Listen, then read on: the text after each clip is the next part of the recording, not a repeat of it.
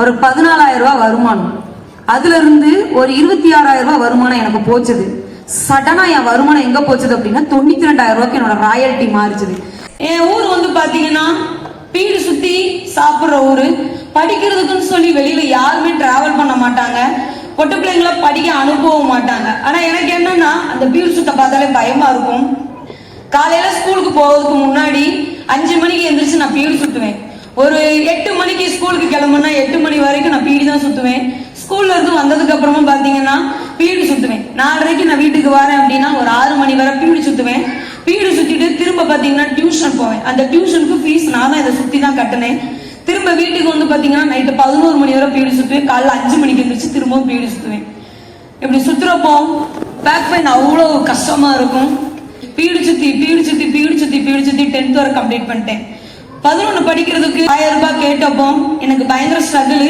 என் கூட படிக்கிறவங்க எல்லாருமே ஸ்கூலுக்கு போயிட்டாங்க. ஒரு 1200 ரூபாய் இல்லாம அட்மிஷன் போட முடியாம நான் வீட்டுல இருந்தேன். தெருவா சுத்தினேன். எல்லாரும் ஸ்கூலுக்கு பஸ் ஏற போவாங்க. பார்ப்பேன், அழுகையா வரும். இதை பார்த்தாலும் எனக்கு பயமா இருக்கும். அப்பா எங்க அம்மா ரொம்ப நல்லவங்க. ஆனா அந்த காசு இல்லாம அவங்க கஷ்டப்படுறத பார்த்து நிறைய அவமானப்படுத்துவாங்க சொந்தக்காரங்களாம். பணம் மட்டும் இல்லைன்னா தெருவில் இருக்கிற நாய்க்கு கிடைக்கிற மரியாதை கூட நமக்கு கிடைக்காது. 11ஆம் கிளாஸ் படிக்கிறதுக்கு ஒரு அமௌண்ட் இல்லாம ஒரு வாரம் எங்க அப்பா கிட்ட நான் கெஞ்சி பார்க்க எங்க அப்பா ஒரே வார்த்தை, பொட்டப்பிலாம் படிச்சுட்டு என்ன செய்ய போற, அதெல்லாம் ஒண்ணும் வேண்டாம் அப்படின்னு சொல்லிட்டு எங்க அண்ணனை மட்டும் எங்க அப்பா படிக்கிறதுக்கு கடன் வாங்கி படிக்க வச்சாங்க. ஒரு வாரம் கழிச்சு அப்ப எங்க தாத்தா கிட்ட போயிட்டு நான் கேக்குறேன், தாத்தா ஒரு 1000 ரூபாய் இருந்தா கொடுங்க, நான் படிக்க போகணும் அப்படின்னு சொன்னேன். எங்க தாத்தா காலில் விழுந்து ஒரு 1000 ரூபாய் தாங்க தாத்தா, நான் வேலைக்கு போய் நான் முத சம்பாதிச்சு அந்த காசுல 1000 ரூபாய் கொண்டு வந்து உங்களுக்கு நான் கொடுப்பேன்னு சொல்லி எங்க தாத்தா காலில் வந்து இன்னுமே எனக்கு ஞாபகம் இருக்கு. தாத்தா காலை தொட்டு கும்பிட்டு 1000 ரூபாய் நான் வாங்கிட்டு போனப்பவுமே எங்க அப்பா என்னை சேர்க்கல. அப்போ அந்த 1000 ரூபாய் என்கிட்ட இருக்குப்பா, என்னை கொண்டு சேர்த்து விட்டுருங்கன்னு சொல்லி எங்க அப்பா கிட்ட நான் கெஞ்சினதுக்கு அப்புறம் ஒரு வாரம் கழிச்சு அட்மிஷன் போட்டு ஒரு 2 வருஷத்தை ஸ்காலர்ஷிப் பணம் வரும், அந்த பணத்தை வச்சு ஃப்ரீ பஸ்ல போவேன், ஃப்ரீ பஸ்லயே வருவேன். செலவு இல்லாம எப்படி படிக்க முடியுமோ எல்லா வழியையும் கண்டுபிடிச்சு ஒரு 11, 12 நான் கம்ப்ளீட் பண்ணி நல்ல மார்க் எடுத்தேன். காலேஜுக்கு போறப்ப பாத்தீங்கன்னா அகைன் அந்த அமௌண்ட் தான் ப்ராப்ளம். அப்பதான் ஒரு கவர்மெண்ட் காலேஜ்ல ஒரு கம்மி பிரைஸ்ல படிக்கலாங்கிறத தெரிஞ்சுக்கிட்டு அந்த காலேஜ்ல போய் நான் படிக்கிறதுக்கு நான் ஜாயின் பண்ணேன். அந்த காலேஜுக்குலாம் நான் முத படிக்கிறப்போ ஒரு 3 ட்ரெஸ் நான் வச்சிருப்பேன். அந்த 3 ட்ரெஸ்ஸை மாத்தி நான் போட்டுட்டு போவேன். எங்க அப்பா வந்து டெய்லரு, கிழிஞ்சா கூட அதை நான் தச்சு போட்டு போவேன். 3 ட்ரெஸ்ஸை வச்சு நான் வந்து ஜேர்னி பண்ணிக்கிட்டு இருந்தேன். திடீர்னு இடையில என்ன பண்ணிட்டாங்க அப்படின்னா காலேஜுக்கு யூனிஃபார்ம் கொண்டுட்டு வந்துட்டாங்க. இதுக்கு காசு வேணுமே, நம்ம என்ன பண்ணுவோம் அப்படின்னு சொல்லிட்டு எங்க அப்பா கிட்ட போனேன். இப்ப அந்த மாதிரி யூனிஃபார்ம் போட சொல்றாங்கப்பா, அப்பா கிட்ட காசு இல்லம்மா அப்படின்னு எங்க அப்பா சொல்லிட்டாங்க. அப்போ வந்து நான் யோசிச்சேன், என் ஃப்ரெண்ட்ஸ் வந்து ஒரு 10 பேர் இருந்தாங்க. என் ஃப்ரெண்ட்ஸ் கிட்ட போய் நான் கேட்டேன், உங்க ட்ரெஸ் எல்லாம் கொடுங்க, எங்க அப்பா டெய்லரு நல்லா தச்சு தருவாங்க அப்படின்னு சொல்லிட்டு அந்த தச்ச காசுலையும் நான் யூனிஃபார்ம் போடல.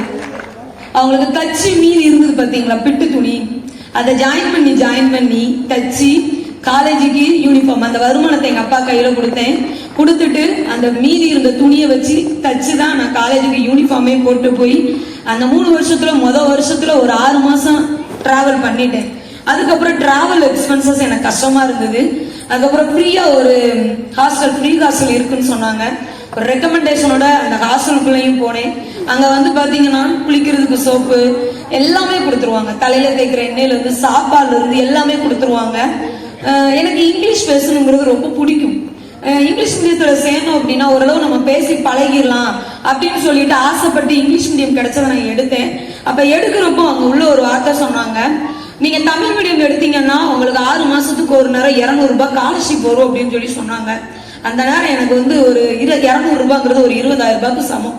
அப்ப அந்த 200 ரூபாய்க்கு ஆசைப்பட்டு நான் என்ன பண்ணேன்னா தமிழ் மீடியத்துல போய் நான் ஜாயின் பண்ணிட்டு அந்த 200 ரூபாய் தரையும் எங்க அம்மா கிட்ட கொண்டு கொடுப்பேன். நிறைய நாள் அங்கெல்லாம் அம்மா அப்பா எல்லாருமே பார்க்க வரும்போது பையா நிறைய அங்க இருக்கிற பிள்ளைங்களுக்கு எல்லாம் கொண்டுட்டு வருவாங்க. நான் எங்க அம்மா அப்பாவை வராதிங்கன்னு நான் சொல்லிடுவேன். அதை பார்த்தா எங்க அம்மா கஷ்டப்படும் அப்படின்னு சொல்லிட்டு வர வேண்டாம்னு சொல்லிடுவேன். வீட்டுக்கே போக மாட்டேன். நான் அந்த ஹாஸ்டல்ல இருப்பேன். வீட்டுக்கு போனா நம்ம சாப்பிட்ற செலவு நம்ம அம்மாவுக்கு ஆகும்ல, வேண்டாம், நம்ம அந்த ஃப்ரீ ஹாஸ்டல்ல எல்லாமே கிடைக்கதானே செய்யுது அப்படின்னு சொல்லிட்டு அங்க என்ன கொடுக்குறாங்களோ அதை நான் சாப்பிட்டேன். சாப்பாடு உண்மையிலே சொல்றேன் ரொம்ப நல்லா இருக்கும். வெளியில இருந்து பாக்குறவங்களுக்கு அது நல்லா இருக்காது, ஆனா எனக்கு அது ரொம்ப பிடிச்சிருந்தது. இப்படிதான் என்னோட காலேஜையுமே டிராவல் பண்ணேன். ₹1 செலவு இல்லாம எங்கெல்லாம் என்ன வாய்ப்பு கிடைக்கும்னுட்டு நான் இந்த மாதிரி தேடி அலைஞ்சு அலைஞ்சு அலைஞ்சு அந்த டிகிரிக்காக நான் அவ்வளோ ஓடினேன். அந்த டிகிரியை நான் கம்ப்ளீட் பண்ணேன். ஒரு 82% நல்லா மெட்ரிக்ல பாஸ் ஆகினேன். அப்ப எங்க அம்மா கிட்ட நான் ஒரு வார்த்தை சொன்னேன், இம்மா என் வாழ்க்கை மாறுதோ இல்லையோ, உன் வாழ்க்கை மாறணும்னா இதை விட்டு நான் வெளியில போனாதாம்மா மாற முடியும். என்னை தயவு செஞ்சு வெளியில விட்டுருமா, நான் ஏதாவது ஒரு வேலை ஒரு 2000 3000 கிடைச்சா கூட நான் போயிடுறேன், அதுல இருந்து நான் கொஞ்சம் கொஞ்சமா நான் பெருசா வந்துருவேம்மா, என்னைய விடுங்கன்னு சொல்லிட்டு எங்க அப்பா கிட்ட காலில் இருந்து நான் அழுதேன். அதுக்கப்புறம் ஒரு வேலை கிடைச்சது. அந்த வேலைக்கு நான் இன்டர்வியூ அட்டன் பண்ண. அந்த வேலையும் எங்க தாத்தா மூலமா தான். எங்க தாத்தா வேலை பார்த்த கம்பெனில ஒரு மில்லுல வந்து அக்கௌண்டண்டா எனக்கு வேலை கிடைச்சது. அக்கௌண்டண்டா கிடைச்சப்போ அந்த வேலைக்கு நான் போறப்போ எனக்கு முதல்ல உள்ள போறப்போ ₹6000 சம்பளம். 28ஆம் தேதி என் அக்கௌண்ட்ல வந்து ஒரு ₹6000 விழுந்தப்போ எனக்கு எதையோ சாதிச்ச மாதிரி ஒரு ஃபீல். நம்ம அம்மா வாழ்க்கை ஏதோ ஒரு இடத்துல நமக்கு மாற போகுதுங்கிற ஒரு கான்பிடென்ட். அந்த பணம் எந்த அளவுக்கு கான்பிடன்ட் கொடுத்தது அப்படின்னா, ஏதோ எங்க அம்மாவை நான் ராஜாராணி மாதிரி வாழ வைக்க போறேன் அப்படிங்கிற மாதிரி அந்த ₹6000 எனக்கு ஒரு கான்பிடன்ட் கொடுத்தது. அந்த சேலரியை பார்த்தோம்னு இன்ஸ்பயர் ஆகி எனக்கு அந்த கம்பெனில ஒரு 7 மணி நேரம் 8 மணி நேரம் வேலை செஞ்சாலே எனக்கு மாசம் மாசம் ஓபி அடிச்சா கூட எனக்கு அந்த காசு கிடைச்சிடும். ஆனா நான் என்ன பண்ணேன்னா, அந்த ₹6000 பார்த்தோன்னே எனக்கு கையும் ஆடல கால் ஆடல, கால் தலையில இல்ல, 1 இல்ல 2 இல்ல, 24 மணி நேரத்துல கிட்டத்தட்ட 20 மணி நேரம் அந்த காசை கையை நீட்டி வாங்கிட்டோமேன்னு சொல்லி ஓவர் டைமா வேலையை எக்ஸ்ட்ரா அந்த கம்பெனிக்கு நன்றி உணர்வோட இருக்கணும்னு சொல்லி எடுத்து நான் பார்த்தேன்.